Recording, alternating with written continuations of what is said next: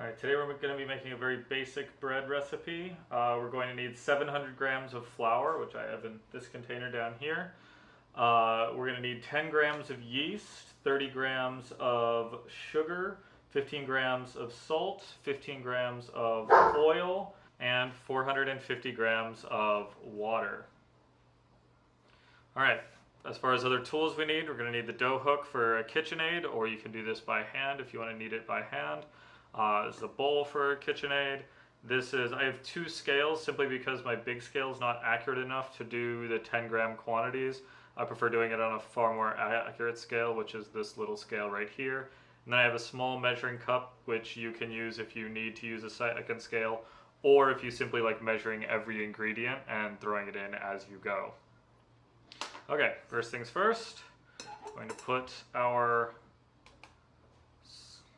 bowl up on our scale,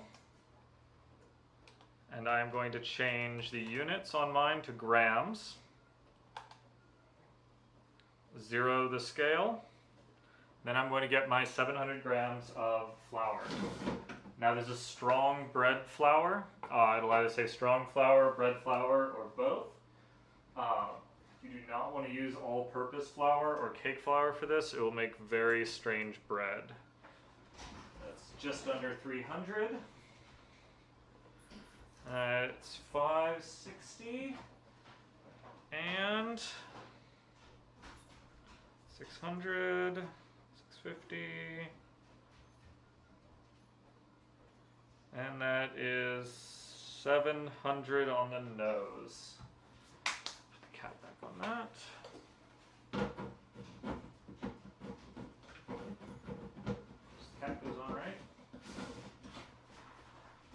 Okay, I like doing the yeast next. I'm going to set this to the side, move this scale, use my little scale. If your scale is accurate enough, then you're welcome to use your big scale for everything and measure directly into this bowl. It saves some time and it also saves some cleaning. You have one less bowl. I have my yeast in this big bag simply because I don't have a jar for it. We're going to need 10 grams of yeast for this recipe. Oop, that's way too much. It's 15 grams.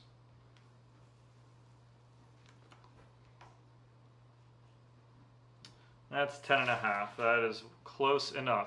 Now, when you pour these next ingredients into here, you want to do it on the cardinal directions, just to keep them away from each other. Really, the big thing is that yeast and the salt should not touch early on in this process. They should not touch until it mixes. So just make sure yeast and salt are on opposite sides of the bowl. Everything else is kind of just because it's easier for me to do it that way. So I put the yeast over on the west side. I know, I should put the yeast on the east side, but it goes on the west side. Then I'm going to do salt, which is 15 grams. You can use any salt you really want for this. I can't really tell a flavor difference. That's 15 grams right there. And that goes in the opposite side. Again, salt and yeast, opposite sides.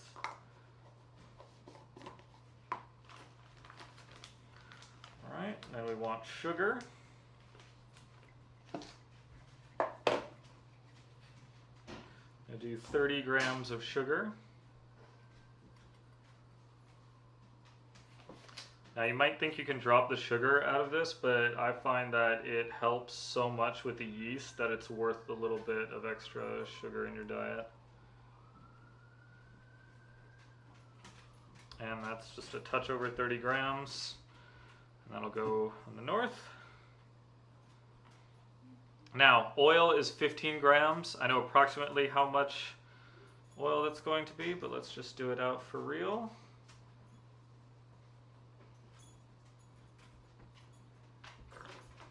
A little bit extra. I have about 19 grams there. It'll be fine. It'll be a little more open textured, if I remember correctly. All right, the oil kind of went everywhere, and that's just fine. All right, done with the tiny scale. Back to the big guy.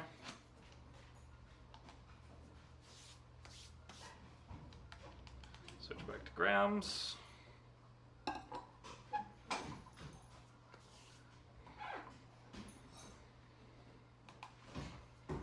tear it out. Okay, 0 grams. Now I have a carafe of just warm water. Just using a measuring cup or something like that is fine too, or a cup, whatever you have, it doesn't really matter.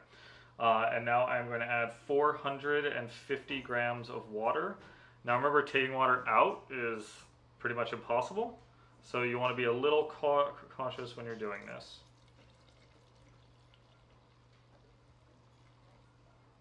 Just a little under 300. 350, 400, we're going to 450.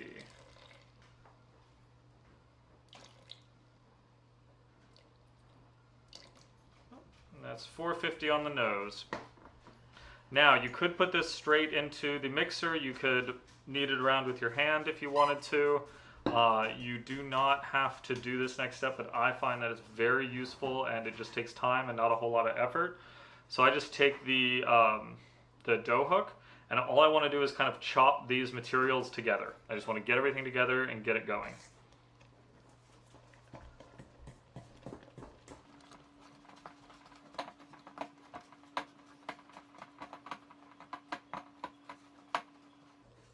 Alright, so that's the texture I'm looking for. It's kind of terry little pieces. I've not mixed it or kneaded it very much, and the only tool I've used is the dough hook. I'm already going to get dirty, so that's okay. Now what I'm going to do is I'm going to let this sit for 10 minutes. I'm going to let it sit for 10 minutes, and then we'll be back. All right, we are now at the end of our 10 minutes of rest. We can see that everything's a little bit moister, and it's come together even a little bit more. Now all we're going to do is take this over to the mixer, and we're going to mix it. I like mixing mine for about 10 minutes. The KitchenAid says don't go over 4 or you'll over knead the dough, but I have never seen over kneaded dough. I've run my big mixer for about 25 minutes and it's still, the dough is fine. I do believe that the 4-minute limit on the KitchenAid running this mixer is that it overheats the motor. So just kind of keep an eye on the temperature of the back of your KitchenAid, because that's where the mixer motor is. If you want a good upper body workout, you can also do this by hand, but I find that that's not necessary. I like my KitchenAid. So I'm going to go take this and put it on there, and I'm going to let that go for 10 minutes. Okay, so here we have the dough. If it starts to grab up around the dough hook and it doesn't look like it's doing much, just kind of tear the dough off of the hook and let it go again. I did that about every 2 minutes with this. This is a pretty good sticky dough. This is going to make very good gluten. By the end of this, it should be very stretchy and gross like this. This is a little bit high hydration, but that'll make for nice, delightful bread. So that was about every 2 minutes I would pull this up, clean it off, and then let it get going again. You don't really need to do that, and depending on the hydration, sometimes it'll just keep itself going and it won't try to grab so badly. If you're using a low protein dough, sometimes you won't get the stretch out of this that you need. But yeah, you definitely want this to have quite a bit of stretch to it without it just tearing immediately.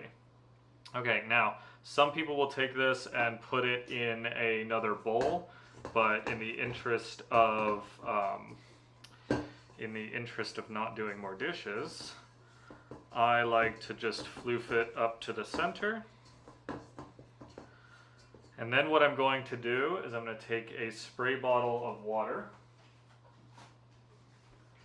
This is just to keep a skin from forming on the top, and I just give it a little spritz. And then I find a close textured towel. So a close textured towel like this one will be perfect. It's just essentially just to keep air from getting in there. We just don't want to make a skin on the top, and we also don't want it cooling off. We want to try to keep it a little bit warm. We can use warm water for that. The mixing action will warm it slightly, or we can put it in a warm place. But it totally depends on how fast you want your proof to go and just what you have access to. Because it is winter now and we are running the fire, I will cover this and put it on top of the fireplace, just like that. That's enough. You don't need to plastic wrap it or anything, at least not for this level of dough production. It just doesn't matter. So I'm going to take this, put it up on the fireplace. That'll give me about 70 degrees on the whole object. You can put it in a proving drawer or set an oven to like 125, and that'll prove really quickly, but that can cause some other problems. And I'm going to prove this for about an hour. Again, depending on your temperature, it can be longer or shorter. If you're doing this in summer and it's hot, check it at like 40 or 45 minutes. But we're just looking for that volume to double. People are really bad at telling how big spherical volumes are, so don't worry if it's hard to see that it has doubled or not. I can't see it at all. I just kind of trust my gut on it. But we're going to let this go for an hour. So this is 1 hour sitting above a fireplace. So the bottom is warm to the touch. The dough inside is still pretty cool. I'd say probably 70 degrees. I could check it, but I'm not going to. But you can see that it's obviously inflated quite a bit. It was that little dome shape. Now it's come up, of course, making it much harder to tell what is the correct volume. Before I move on with this, I need to prepare a pan with parchment paper. Set this to the side, put its top back on. So this is a standard size pan. You can see compared to my hand how big it is. Parchment paper.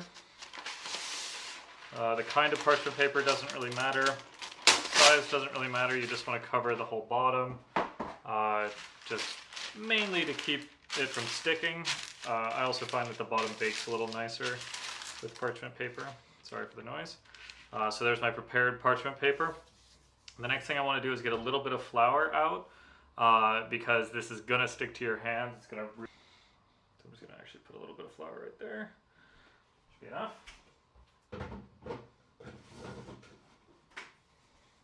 All right. First, I'm gonna flour my hands. If I get some on this pan, extra flour on this pan doesn't matter at all. So if you want to keep it clean, you can put it all on here.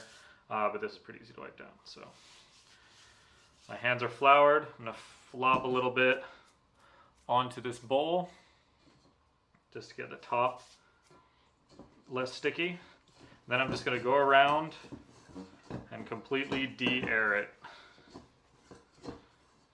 Also kind of gives me an idea of how sticky it is, which this is crazy sticky. So I'm going to want more flour on my hands and on the outside of the dough.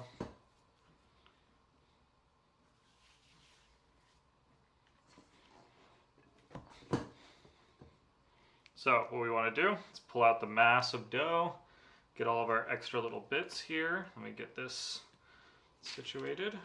Get all our extra chunks. No sense in letting any of it go to waste. Set that to the side. All right, now with this is a recipe for 2 breads, or I like making it into 2 breads, I should say. You could do one really long bread, but you need a bigger pan than what we have here. So I'm going to take this, just really approximately, cut that in half, set half of it over here in some flour so it doesn't escape. Now, here's the trick.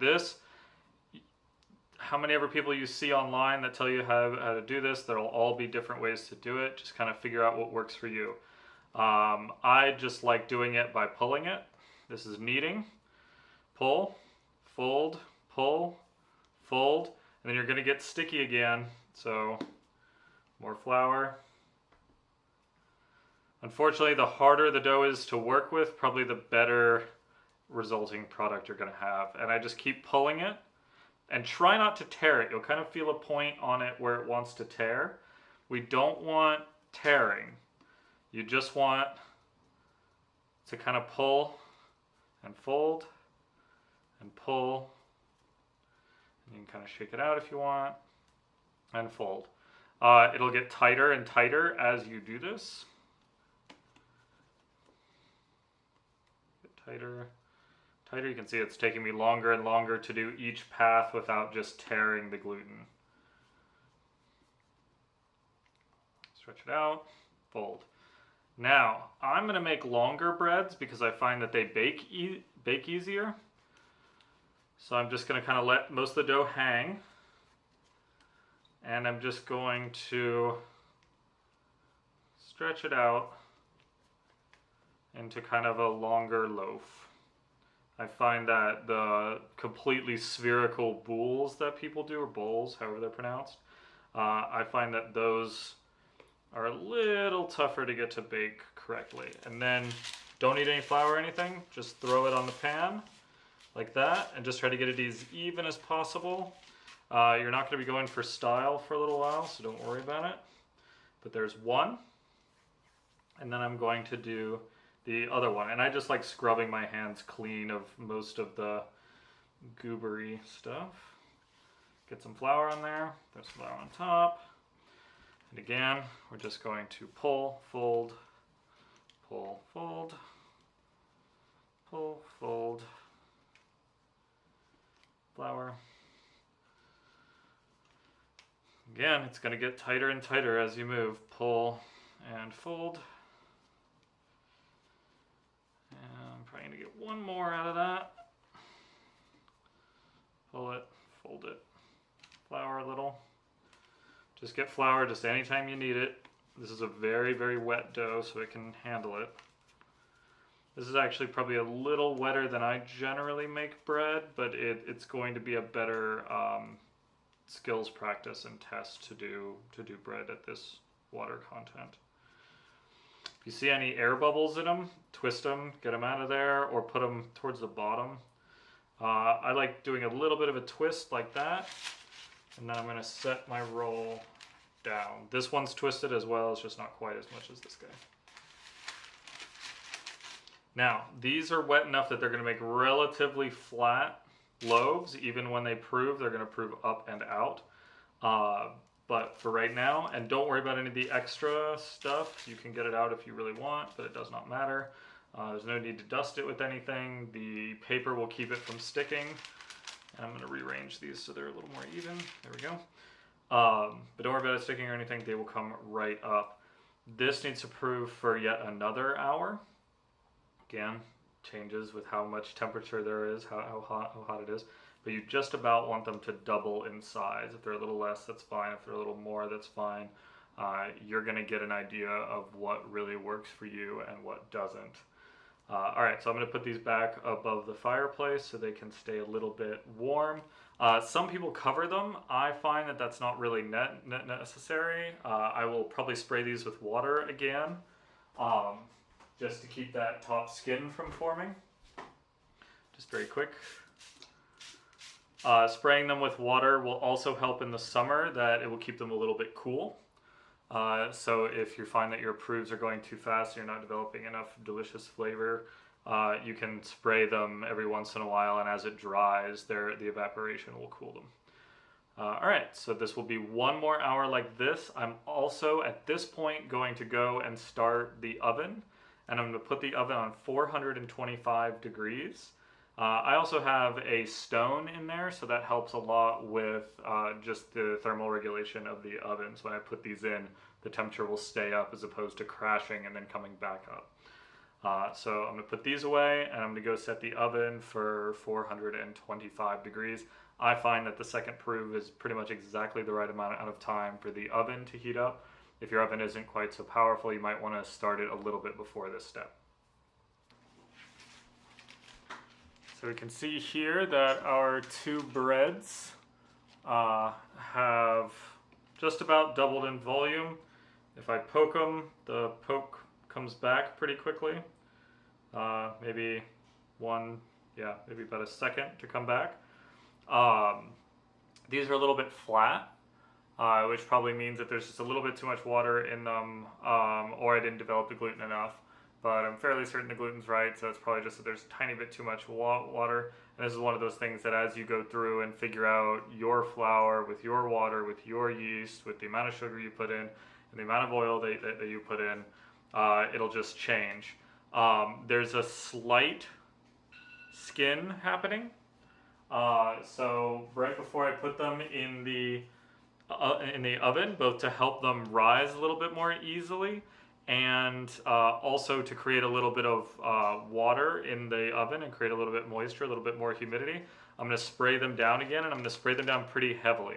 I also find that this helps develop crust, but this is your choice. The other option is to score them to help them open up, but I always find that that just deflates my loaves. I've never figured out how to get that to work right. If I figure it out, I'll let you know. So as you can see, I'm spraying much more than I was before.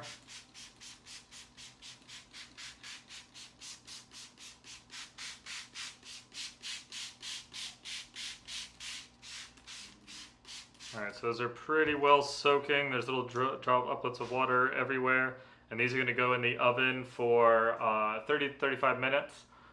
Usually for white, I do 30 minutes. Alright, see you in 30 minutes. So we have pulled the bread out of the oven. See, our parchment paper is kind of crispy. You can see that our crust is setting up very nicely. And I'm going to get a cooling rack, which you don't really need to use, but I like giving a little bit of air to the bottom. So here's our cooling rack. You could use really anything that just keeps them off the surface. These are fresh out of the oven, so they're kind of hot, but you should be able to get them free of their paper. Also, if they're touching like that, just pull them apart. I'm actually going to use a cloth. And we can see that that crumb structure looks pretty nice. It's a little dense in the bottom. I might have left it in for a tiny bit longer. This was for 30 minutes exactly. But for what I'm going to use it for, a slight bit dense on the texture will be fine. You can see how flat this loaf is, and that's just that extra water being in there. You can see how flat it is here too. So these go on their little rack.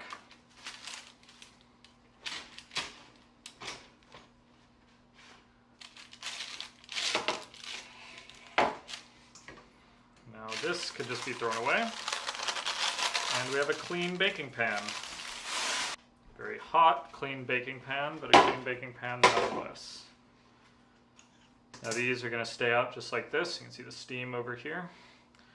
These are going to stay out just like this to cool. Do not cut these until they're cool. If you cut them while they're hot, you'll destroy it. Don't do that. Wait for them to cool, then cut it. We can actually see for height that this one was the first one that I did, and then this one was the one that I got a little more twist on, and I got a little bit better gluten structure on, I think. You can see the height here is much, much better than the other one. All right, I'm gonna let those cool. Enjoy your bread.